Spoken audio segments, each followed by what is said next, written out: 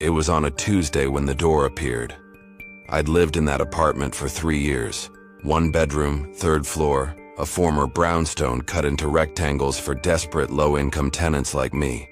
There's only 1 hallway, 5 doors, 4 tenants. My place was at the end across from the stairs. The walls were always cracked. The floorboards warped when it rained. I knew every inch of that damn place. So when I opened my door Tuesday morning and saw a 6th door across the hall, gray, warped wood with a brass knob, I just stood there, staring. It wasn't there the day before. It didn't belong. I should have walked away. I should have gone to work and let it be someone else's mystery. But curiosity's a parasite. It wriggled in behind my eyes, whispering, what if, what if, what if? I knocked. No answer. I tried the knob. It turned. Behind the door was a stairwell, cramped. Spiral, metal. It wound down into a shaft of black so thick my phone flashlight barely penetrated it. I should have called the landlord. I should have reported it. But I didn't. I just went down. The stairs went deeper than the building should have allowed. I counted steps, 20, 40, 70. Eventually I lost count. The air grew colder, staler. I could taste metal, that sharp electric flavor you get from blood. Finally I reached the bottom. A hallway stretched in both directions, lined with doors. Identical ones.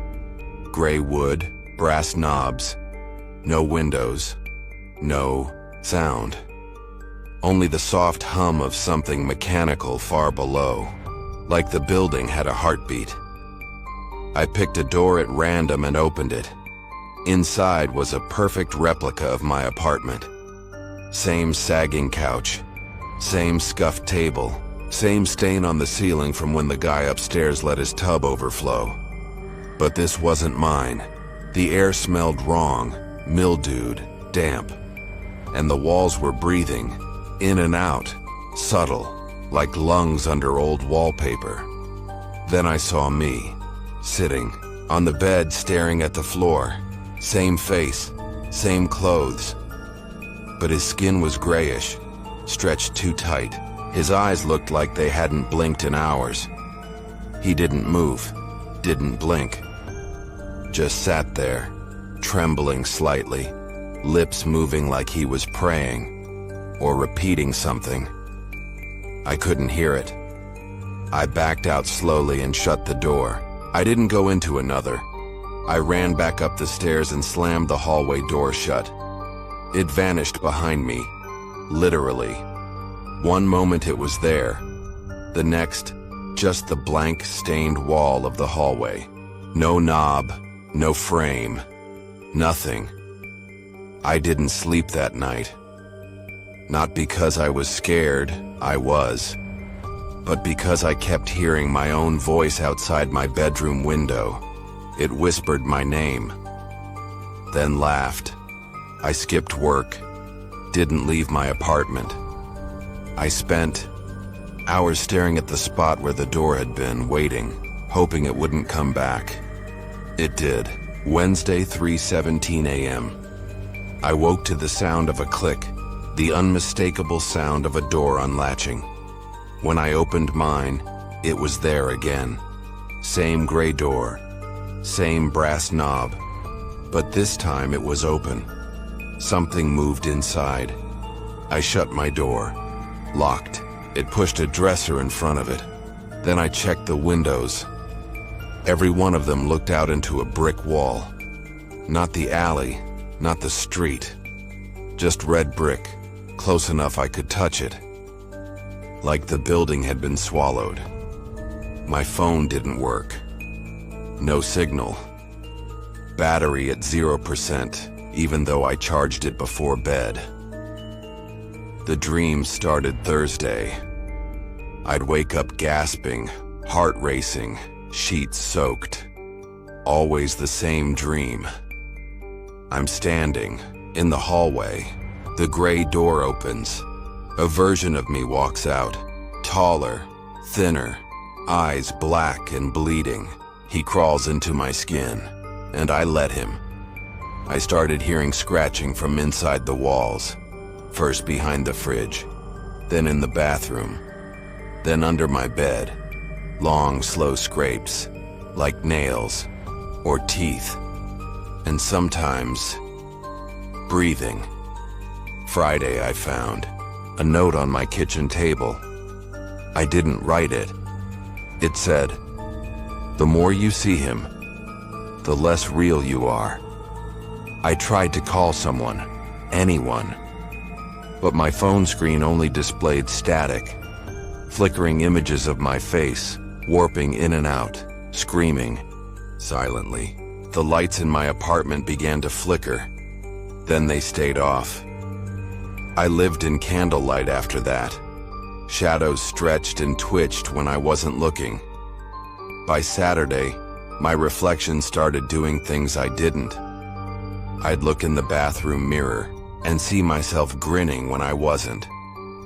Sometimes my reflection whispered, and I'd feel the words inside my skull, like they were crawling through my brain. I stopped looking at mirrors, or windows, or anything reflective. That night the power surged. The TV turned on by itself, snowy static, hissing like a throat full of bees. Then an image formed. Me, standing in the hallway again.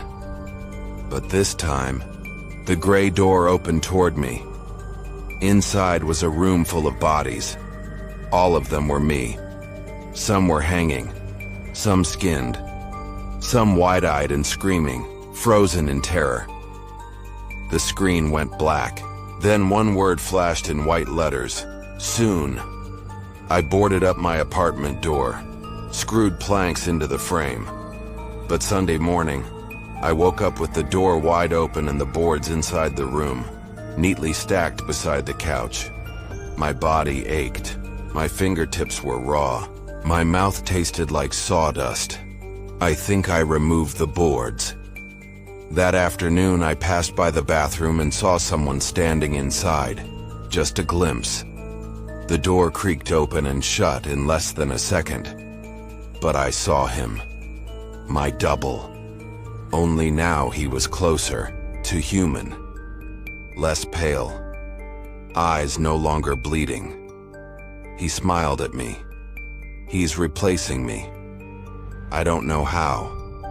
I don't know why. But he's becoming me. And I'm becoming something else. Sunday night, I set up cameras. 4 of them. 1 in each room, all motion activated, just to prove I wasn't losing it. When I checked the footage the next morning, I saw myself walking into the gray door again and again, on loop, though I never left my bed. Every time I was smiling wider. Every time I looked more like him. Now, it's Monday again. The gray door's back. It doesn't vanish anymore. It's just part of the apartment now, like it always was. I think I hear people on the other side, not just me. Others, whispering, moaning, some crying for help, but some laughing. And every night, I dream of peeling my skin off like a coat and stepping out of it, just like he does. This morning, the reflection in my mirror blinked. I didn't. Then it smiled, walked away, and left me behind. I don't think I'm real anymore. I think he already took me. But part of me's still here, watching, trapped in walls, in glass, in the flicker of the TV at 3:17 a.m. If you're reading this, don't open the door. Don't look inside. If it appears in your hallway, if you see it just once, it's already too late. Because the more you see him, the more he becomes you.